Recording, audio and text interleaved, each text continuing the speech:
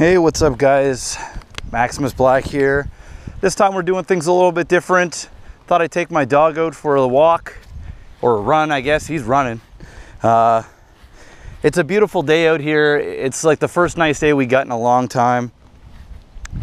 So I just need to get out of the house. I've been, I mean, it's been good because I've been grinding it out on the stream, putting in some good hours, but it's that time. It's that time to come out, enjoy the weather, take the dog out.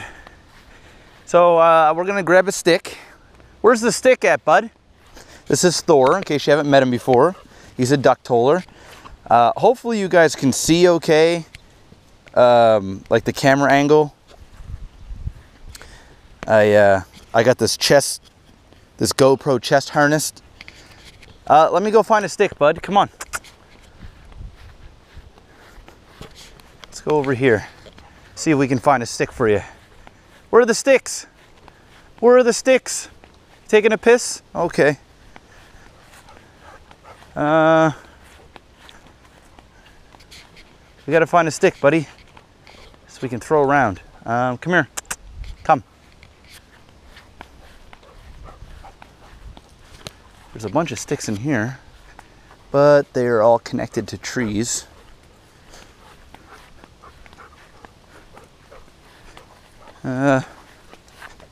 Come on. Good boy. Good boy. Good boy. So this is a Nova Scotia duck toller retriever. They're very, very similar. He's very similar to, oh, I found a stick. I found a stick.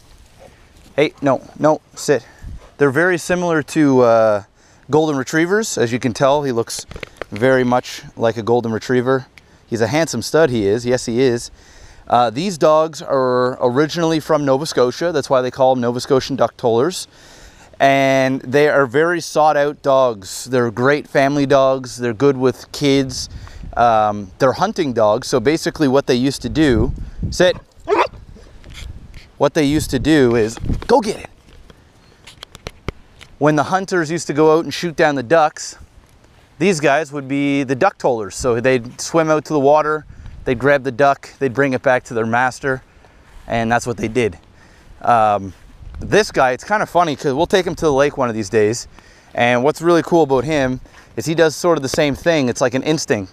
So as soon as he gets at the water, he starts running all up and down the shore looking out for ducks. So we got him a rubber ducky. We throw it out in the water and he goes out and gets it and brings it back. No, don't eat it, bud. You don't eat it. You want it? Come here. Hey, sit. Can I eat a paw? Good boy. Hey. Let me move the camera here so you can see. Hey, buddy. Good boy. Good boy. Hey. I didn't say you could have. No. Good boy. Go get it. This guy, he has got so much energy. That's one of the, I guess, good and bad things about these dogs, is they're just full of energy, and you have to give them purpose. So like, they have to feel like they're being worked. Thor! Hey, Andrew, what's up? All right, guys, sorry about that. I just ran into an old buddy of mine. I didn't know if he wanted to be filmed or not, but like I was saying, these dogs, they just need to be worked. So they need to have a job.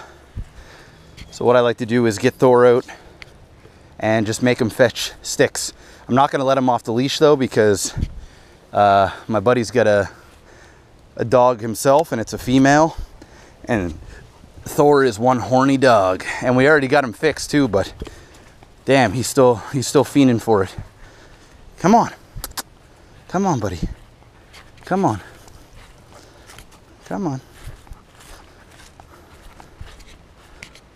Go. Don't do that anymore. He when he saw the female dog, he took right off. Ay. He's okay, like when we get him outside, when we get him outside for the first time in the day, he's just so fucking hyper. Like, he's just bouncing off the fucking walls, going nuts. running all over the place, burning off as much energy as he can. If he sees a dog, he'll go run after them. Come on, buddy, let's go get you a treat. Let's go get you a treat.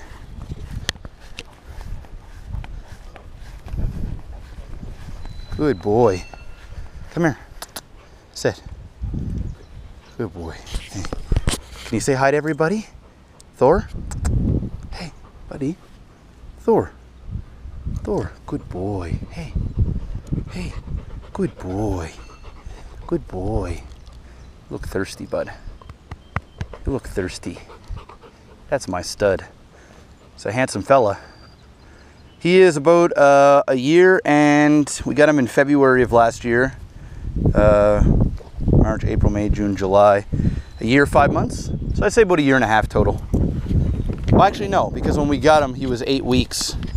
So yeah, he's a little over a year and a half. A little over a year and a half old. Still got fucking crazy amounts of energy. Still in the puppy stages a little bit.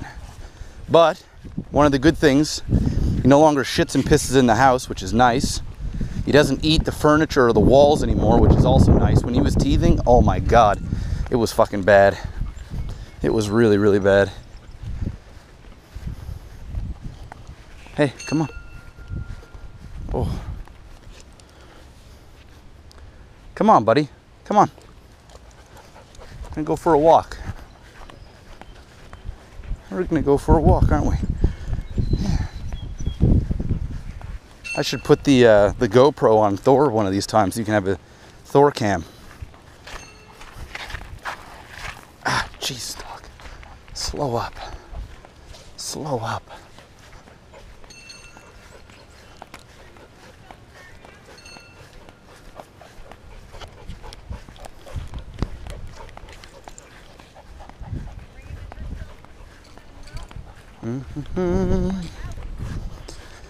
So guys, let's talk a little bit. We had a couple of questions in the comments of one of the videos.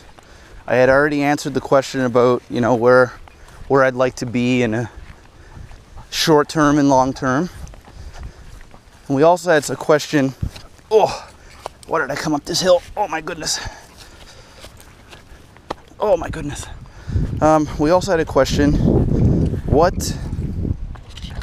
does it take to be a full-time gamer? So basically,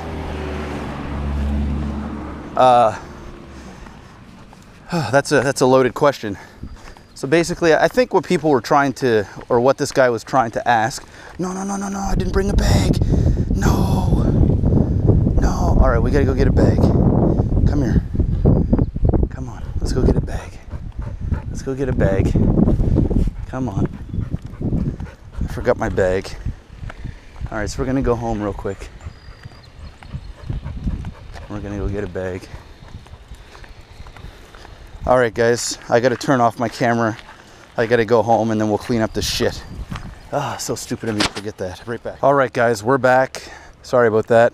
Just had to run home and get some of Thor's doggy bags. I totally forgot them. So we're gonna go over here and just clean up this shit real quick, chuck it in the garbage, and then we're gonna continue on with our walk. But like I was saying, what it takes to be a full-time gamer. A guy was asking, or a girl, I'm not 100% sure, but there was a user asking. And I guess I'll sort of give the basics on what it takes. And this is obviously subjective. I mean, there are some definite truths to it. But everybody has their own ways, you know. The way that I made it might be a little bit different than the way that somebody else made it, but I'm going to give you guys my experiences. And for the most part, there's a lot of truth to it, but take it with a grain of salt. It isn't the be-all, end-all. Just because you can't do some of the things that I say doesn't mean that you can't be successful. Everybody has to find their own ways. So, first and foremost, you got to find a game that you absolutely love. So if you're going to try and do a game, like play a game full-time that you necessarily don't like, but you're just doing it, easy buddy, but you're just doing it for the simple fact that it's popular or anything like that, like chances are you're gonna hate your job after a while. Either that, or you're just gonna get bored of it. It's gonna feel like a chore. It's not gonna be fun. That game, obviously, for me was StarCraft 2. Absolutely loved the game. So it was nothing for me to play the game 8 hours a day and not think anything of it. In fact, really enjoy the process. Easy, bud.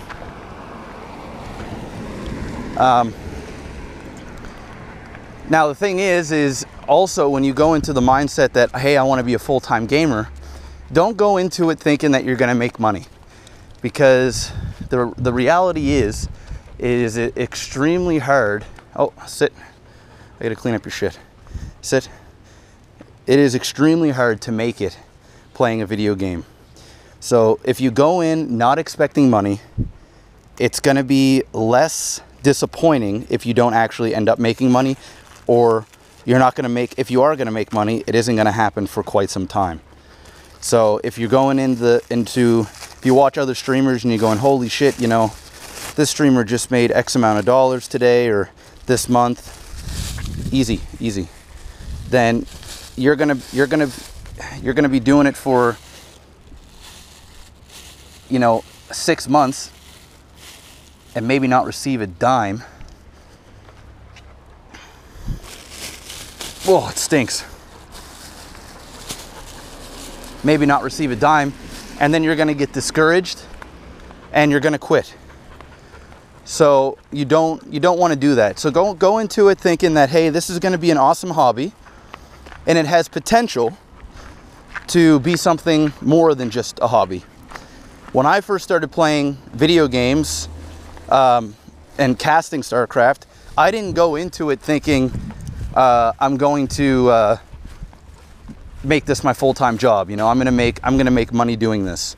I went into it because I had a passion for it. Honestly, there was no other motive. The only other underlining motive was I just wanted to do something with myself, because at the time I was in a really rough place. You know, I had lost contact with all my friends. I had dropped out of university. I was working a job I hated. I was living paycheck to paycheck. And I was just tired. I just was doing nothing fun for myself. So I went over to Adam's house and I said, let's start up a YouTube channel. Now, one of the things that you have to take into consideration is your equipment. Now, when I first started out, obviously I didn't have the equipment that I have today, but I did have a working mic. Wasn't anything fantastic. It was Blue Snowball or Blue Yeti, something like that. 80 bucks, you can buy them on Amazon. And I actually didn't even have a webcam until about 3 months in, when Panic Switch donated 100 bucks on the stream and I went out and got one. So I didn't even have a webcam for the longest time. So you got to ask yourself, would I watch this stuff? And if the answer is no, then you need to ask yourself, well, what is it that I don't like about this? Is it the audio is really bad? Is the video quality really shitty? Whatever the case may be. Now, if it's something as dumb as I don't like the sound of my own voice, well, there's not a whole lot of people that like the sound of their own voice. I remember the first time I heard myself cast a game, or I heard myself on a VOD, I had to turn it off because it was embarrassing. I hated the sound of my voice and it was annoying, but yet other people like the sound of my voice. And that's, I don't know, I think it's, when you hear yourself talk, like just naturally, like I am right now, it doesn't sound the same as it does when it's recorded for some reason. So, you know, don't get discouraged on the sound of your voice. There's plenty of successful people out there with quote unquote annoying voices. You know, what can be good for others may sound bad to others, and vice versa. You know, and one thing that people really like about my voice is my accent and the way I talk, even though I don't hear anything. So maybe you're from a certain part of the world where, you know, people would just enjoy listening to you just for the way you construct your sentences. I don't know, but don't get discouraged on the way you sound.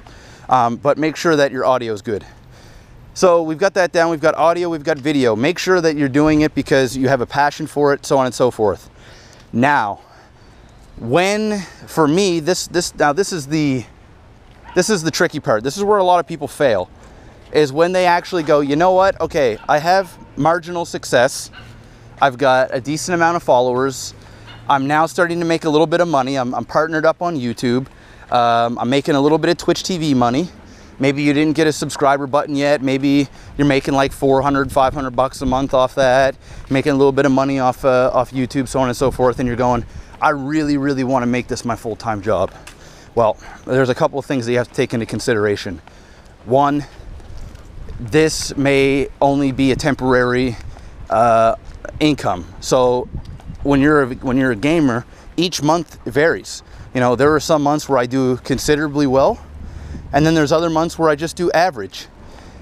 So maybe you just had a really good month. So it wouldn't be really bad for you, an idea for you to quit your day job if you only had 1 or 2 good months. So my suggestion would be only quit your job if you have like 6 months to a year of steady income that you can kind of get a base average. And if you're not making enough to cover your bills and some, unless you're going from a full-time job to a part-time job, then just keep it keep the gaming as a part-time job, as a part-time hobby where you're making some money. Maybe you can cut your hours down from work, 10 hours a week. You know, so instead of working 40 hours, you're working 30 hours, and then you take those extra 10 hours and put it into gaming. But what I did is I busted my balls for a year. I worked a full-time job as a server, and I started making money 5 months in. And I mean, I was only making a little bit of money. We're talking like 250 bucks a month when I first started. And it wasn't until later on where I started making enough to cover my bills. So I waited an entire year to make sure that I wasn't making a bad decision. The last thing you want to do is quit your job and then go, holy shit, this isn't paying the bills, and then you're out of a job. So I waited almost a year. It was about 11 months. And I had $5,000 saved up in the bank as like a backup plan. And on top of that, my boss said, if it doesn't work out, my job will be waiting for me when I come back. So that was really, really good. So that just added a little bit of security. Now here's the kicker. If and when you do decide to play this full time, you have to put full-time hours in. So just because you're a gamer now and you only feel like playing 8 hours, 3 days a week, and the rest of the time you want to go fuck off somewhere and you know, go hang out at the beach all day, or go golfing, or play sports, or whatever the case may be, a lot more than what you normally would, then you're just kind of shooting yourself in the foot. You need to put in more hours, and I repeat, more hours into gaming than what you do a normal job. Because being a gamer, you don't actually really get paid minimum wage. You only get paid monthly. So you got to make your money stretch, unless you've got, you know, fan support, and even still, that takes some time to get at those funds. So you really got to make that money stretch, and you don't have an hourly wage. So it's very, very easy to have a good month and then go, you know what, I did well last month, I'm going to slack. You always got to be in that mind frame. And even if you're not a full-time gamer and you're a part-time gamer and you want to become a full-time gamer, you got to have the mind frame that I'm going to work harder than everybody else, no matter what. I'm going to put in more hours. So for example, I would go to work, I'd work an 8-hour shift, I'd come home, and then I'd game for like 6 hours right after work. I wouldn't go to bed till 3 o'clock in the morning, wake up in the morning, go to work, do it all over again, over and over and over again. And I had to make a lot of stuff. I had to make a lot of sacrifices. I had to cut off a lot of my friendships, like not end the friendships, but not go out as much with my buddies. You know, they'd be out going downtown having a good time, and I'd be stuck in the house playing video games because I was focused. It was what I wanted to do, and the sacrifice was necessary. You know, my relationship had a couple of hard points because I spent so much time in front of the computer, you know, and I told Kayla, when I become successful, you know, we'll have more freedom. We'll be able to do more things together. I'll be able to take off a little bit more time. And now, 3 years later, this is like the first year where I kind of have a set schedule where I go to the gym. I don't stream like I used to, like till 2, 3 in the morning. I just stream all day. And then I can basically spend every evening with Kayla, and we make sure we get out a couple days a week together, go out for dinner or movie and stuff like that. So, you know, with some of those sacrifices, maybe you don't have a girlfriend, you don't have that commitment, which is even better because you can just focus on what you want to do. All right, I'm gonna try and get Thor an ice cream here, but I gotta figure out a place to tie him up. Easy, bud, easy. Let me see here. Come on.